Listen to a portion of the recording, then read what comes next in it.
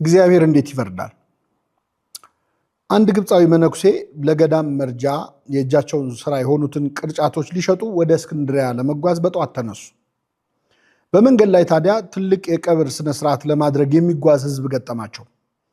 ሟቹ ዝነኛ አረማዊ ገዢ ሲሆን በዘመነ ሰማዕታት በሺዎች የሚቆጠሩ ክርስቲያኖችን የገደለ ሰው ነበር። አሁን ዕድሜ ጠግቦ ሞቶ ነው። ቀኑ ውብ ፀሐያማ ቀን ነበርና የሀገሪቱ ዜጎች በነቂስ ወጥተው ገዢያቸውን እየቀበሩ ነው። ይህን ያዩት መነኩሴ ጉዳያቸውን ፈጽመው ወደ ገዳም ሲመለሱ አሳዛኝ ዜና ሰሙ።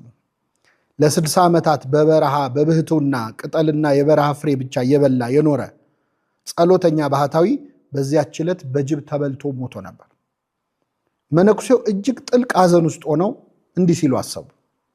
በሺህ የሚቆጠሩ ክርስቲያኖችን የገደለው አረማዊ ሰው በታላቅ ክብር ታጅቦ ሲቀበር ሕይወቱን ሙሉ በጸሎትና በጾም ፈጣሪውን ያገለገለው ባህታዊ በጅብ ተበልቶ የተዋረደ አሟሟት ሞተ።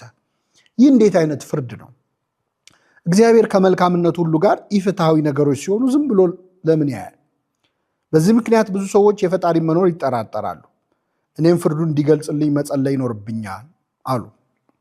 ከዚያች ቀን ጀምረው መላልሰው ወደ ፈጣሪ ፍርድህን ግለጽልኝ እያሉ መጸለይ ጀመሩ። ብዙም ሳይቆይ እግዚአብሔር ፍርዱን ገለጸላቸው። ከሳምንታት በኋላ እንደተለመደው ወደ እስክንድሪያ የ3 ቀን ጉዞ ሊሄዱና ቅርጫታቸውን ሊሸጡ ተነሱ። መንገድ እንደጀመሩ ድንገት አንድ ወጣት መነኩሴ ወደ እርሳቸው ሲመጣ ተመለከቱ። አባቴ ይባርኩኝ። እግዚአብሔር ይባርክህ። ወዴት ይሄዳሉ? አለ ወጣቱ መነኩሴ። ወደ እስክንድሪያ ቅርጫቴን ልሸጥ እየሄድኩ ነው አሉት። ጥሩ አጋጣሚ ነው አባ፣ እኔም ወደዛ እየሄድኩ ነው አለ በትህትና።